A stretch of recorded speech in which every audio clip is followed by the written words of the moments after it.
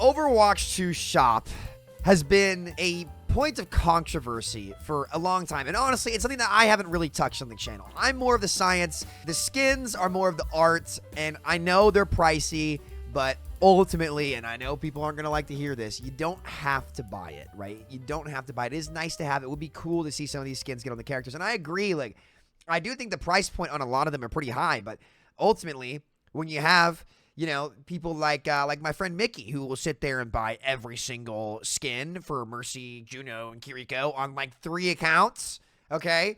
Like, the ladies out there, like, they just, look, they're big buyers, especially for heroes like Kiriko, Mercy, and Juno, etc., etc. You know, those skins, and there's certain heroes that have definitely been favored when releasing skins because Blizzard knows they're going to sell. And I don't really think that the company is necessarily in the wrong for pushing products that they know are going to sell. Like, how could I sit here and tell you guys that, hey, look, if a product's going to sell, like, they should push it? That'd be bad business. It just simply is what it is. That's the reality of the world. However, there's recently a tweet on the Overwatch Twitter that has me thinking. And look, I'm just going to preface this by saying this. I don't care what people are into, man. I'm old, okay? I'm not old. I'm entering my prime. But in my prime, you know, that's the age where I just don't care. Like, I've got a gray hair coming in here. You know, I've got a touch of gray. I can't wait for it. I'm old enough to where I can kind of rock this mustache and look like, everybody says I look like the dad from Inside Out. Please don't run with that too much, because like I'm not there yet. All right, I don't even have a girlfriend. So like, how am I supposed to, you know, be the dad from Inside Out 2 or 1 or whatever? I've never even seen that Disney movie. Whatever. Point still stands. So there's this tweet, and it's blatantly showing off Kiriko's foot fetish to people who always are asking for the feet. It's no secret that Overwatch is one of the biggest Rule 34 games in the world. Maybe the biggest. I think, you know, what I mean, Rule 34 is, it's just porn. Like, I hate to say it to you. Like, don't Google it. Do not Google it. Don't do it. Don't do it. Okay. I'll save you guys that Google search, especially at work. But, you know, it was just very, very obvious, like, what it's trying to show off. And it has me thinking, and this is what other people were talking, you know. Like, obviously, the skins that are coming out are lopsided. And, like, Overwatch 2 has definitely dropped the ball. And they've got a lot of moving parts, to be fair. It's not the end of the world. Where, like, the new heroes in Overwatch 1 would always have legendary skins. Like, Venture still has not really gotten theirs. Excuse me. And, like, definitely, like, it's crazy that, like, heroes like Venture aren't getting skins. And, you know, Kiriko has, like, 15. And Mercy has, like, 50. And, you know, Juno is now next in line of that, like, feminized character that, you know, can sell skins. Because, like, let's be real, people think they're hot. Like, do you know how many of the girlies I know that sit there, like, the K-pop skins too, will sit there and be like, oh my god, Mercy, she slays, she's so hot. Like, that's fine. I'm not flaming. Let me be clear, I'm not flaming K-pop bands. Let's calm down, okay? Before people are knocking down my door with pitchforks and stuff.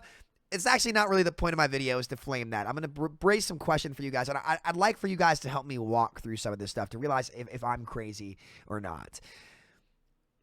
What I want to tie the shop into is the balance of the game and how certain heroes that tend to be big skin sellers seemingly get passes on things that are oppressive or overpowered, while other heroes get knocked down really quickly. I'm going to give a couple examples of this on both sides. I'm not saying this is the end-all, be-all, but I guess my question to you guys is, do you all think this is kind of happening? So let's go piece by piece here. Let's start with Kiriko, okay? She's gotten a ton of skins, right? And for the first 9 seasons of the game, she was the most OP hero in the game. She was like a free duelist. She had one of the best duel potentials in the game. She could TP through walls, get out for free. Suzu was insane, and her ult was the best ult in the game until Juno came out. And I said Suzu was OP from the moment I saw the ability. And I was told by the community manager then and like other streamers at the time, pre-release of Overwatch 2, that Suzu was balanced because you had to time it.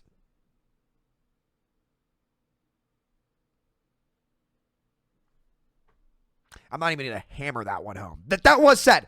And you know, I'm like, all right, whatever. But Suzu doesn't get nerfed for like 9 or 10 seasons. Until what? Until the Reinhardt mythical weapon comes out in the shop.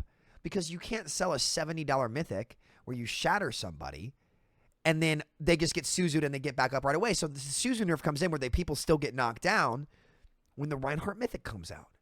That's not a coincidence, right? Okay, let's do this now, all right? One-shot characters, okay? Here's like Hanzo, Junkrat, Doomfist got moved to tank. Hog lost his for a bit. All get nerfed and gutted, essentially. Hanzo was unplayable for multiple seasons because one-shots are too OP. But Widowmaker, the hero with the most unanswerable one-shot in the game, doesn't get touched. And I'm not saying that they have to destroy Widow's identity. How have things not like a scoped glint or a laser that shows you where she's like holding down the line of sight? Like sonar arrow got changed to where it has like this big like detected thing that you really, really see it when Hanzo has sonar at a corner. But Widow doesn't have a laser. Her one-shot's more oppressive. It's more consistent. It's better. And before anybody sits there and says, oh, skill, one is it, one is not, like, let's take the skill equation out of it. Like, I'm confident I could win the argument about, like, you know, which one's more skilled or which one isn't. But either way, if there's a one-shot ability, there should definitely be better indication to players who are going to get one-shot. I think everybody can unanimously agree that's probably better for the game. If, like, you know, obviously, you get randomly one-shot, there's got to be some kind of way to react to it. In Hanzo's case, it's a projectile. If you're sonar and you're walking around a corner, you know, you see the sonar. But Widow has nothing. And now we get to her mythical skin season. And what rework comes out right when the Widow Mythic drops? A rework to Sombra, her only counter that's not, like, her only, like, engage or duel, rather, that Widow is neutral or not favored in, gets gutted with her rework. And granted, you could say that's on accident, but I don't think that's a coincidence. And I'm going to pull up this tweet real quick where somebody replied to my tweet talking about it. Got to ask me if I'm crazy, which is why, you know, I'm really making this video. And they brought up some really good points and examples. Now, on the flip side, when the Mercy Mythic came out, Mercy was really, really bad. Like, Mercy was bad when she came out with her mythical skin. And I'm trying to find this tweet here. Where is it? Hold on. Yeah, here it is. Ready. Rhine Mythic drops. Suzu no longer cleanses and hard knocks down. Ash Mythic drops. Bob gets the tank passive on top of the DPS passive. So Bob has two passives right now. Is he a tank or is he a DPS? And they made that change to buff him when his Mythic came out. And it hasn't been nerfed, and Bob's still one of the best ults in the game right now. So Bob kind of becomes unanswerable. Reaper, going into his Mythic, got a huge spread buff, and he's still sleeper really, really good. And now the Widow Mythic drops, and her worst matchup on the DPS role that's not the mirror gets gutted. The shop influences balance for sure. So at what point is that unhealthy? At what point is that unfair? And I guess I'm trying to find my way and words here to make an argument about it. To be honest, I'm not dead set because you can find outliers on both sides. So I guess what I would ask my comment section to do today is to just try to be analytical about it. Is that a crazy thing to say? Like, obviously, there's semblance of truth to that. When a mythic skin for a character comes out, you want that character to probably be good. Are they necessarily wrong for that? Because there's going to be a meta each season. I think my big issue comes in when there's a very, very, very long-term bias towards specific characters, not just in the skins that they get, but the fact that it takes 10 seasons to nerf Suzu, and what finally made them do it was the Reinhardt Mythic coming out. Or Bob gets giga buffed when the Ashe Mythic drops, and it doesn't get reverted like soon, but Hanzo gets gutted, and they make his Dragon Strike worse when it moves faster and does less damage over time, which is the zoning aspect of it that helped it split tanks and get kills and hold space, which is what Bob does very well. So at what point is that kind of philosophy unhealthy? And I will say, you know, maybe the balance in Overwatch 2 just has been that bad in general, and never attribute to malice what you can attribute to incompetence is like, it's like a saying, and I feel bad like saying the devs are incompetent on that front, but the balance in this game has been inconsistent and bad. The design vision has just been bad. The super tanks are just a bad idea. Supports are stronger than they've ever been. It's silly, the state of the game right now. It really is, but how much of that ties in to making the money? And I don't think this is a black and white kind of thing. I think it's shades of gray, and you have to be accurate with how you tip the scales and really figure out how you want to approach and do these things. But I will say, I think that there's some blatant favoritism. Like Hanzo and Genji Junkrat dumpstered for a while. Junkrat is back now, but Widow is just untouched for long periods of time. Cass gets all this attention and all these reworks and stuff. And granted, he's not in the shop a whole lot, so maybe that goes off-brand for the point of this video. We'll try to hone in on characters in the shop. But, you know, Ryan's now been gigabuff too, and he's had a bunch of stuff coming out. Where Ryan, like, he's so tanky you can't ever kill him, and he is a fan favorite. Diva, another example, Power crap, power crap, power crap, power crap gets the Porsche collab, gets the K-pop collab, gets a lot of these things. And you just have to wonder, how much does the shop actually influence the balance and health of the game? Because at the end of the day, you've got to make money to keep the lights on. I've got no problem with them making money. But if it gets to the point where things in the game that need to get addressed don't get addressed, and they only do get addressed when it affects the bottom line, which is revenue and sales, I think the balance of the game and the priorities are just a bit off. And again, I'm completely speculating right now. I've got no proof of any of this. I'm not sitting here saying, how dare the devs prioritize money for balance and all that stuff. That is not what I'm saying. I want to make that really, really clear here. But I do want to pose the question, because it shouldn't take 10 seasons in a Rhine Mythic for Suzu to get nerfed. Juno and Brig get slaps on the wrist when they get nerfed, but a hero like Genji has been really, really impossible to play in the solo queue in particular. I know he gets some playtime in OWCS, but that's because he fits into the meta comps, not because he is strong. Blade is horrible, and it feels terrible to use, and you can ask anybody, like, how they feel about that, and that's the answer is that's how it feels, right? Hanzo was destroyed, and Widow gets untouched, Ashe gets buffed, Bob's still insane with 2 passive posts her mythic with him, okay? I'm not sure when the Orisa micro, but Orisa, I think in her season where she got the mythic, became the only character to become immune to Mauga's crits when Mauga was meta. Mauga was hard meta, pay to win that season. And what does Orisa get? Immunity to being crit by him when she's burning. And it was only her. She was the only tank to get it, and that was in her season.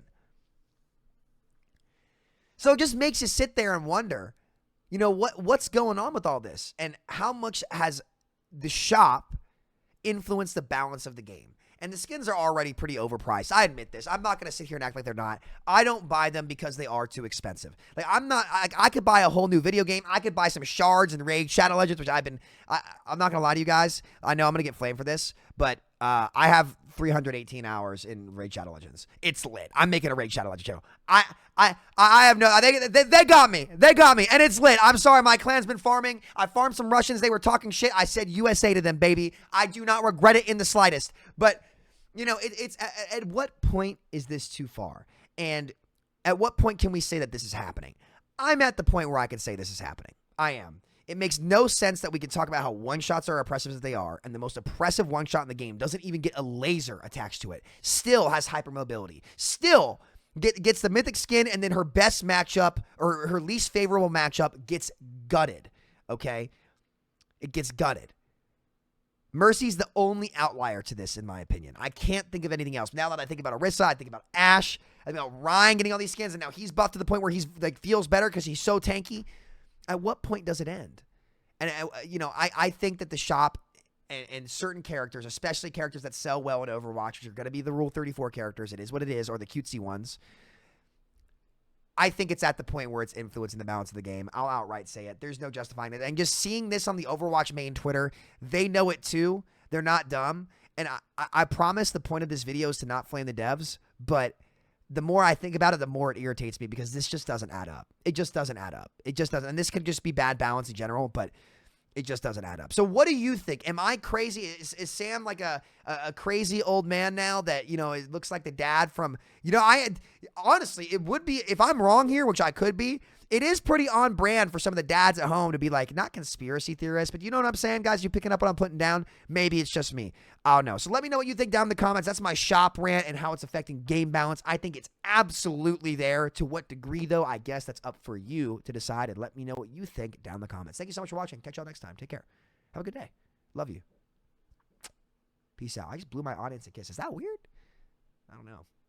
Whatever. I had something I was going to say. What the hell was it? Oh, let's just get right into the Lion's Den today. I mean, cut that. We're going to cut that. That's not good. That's probably going to end up at the end of the video, isn't it? Shit. Okay, whatever. Fuck you, chat. Shitters. Anyway, love you. Bye.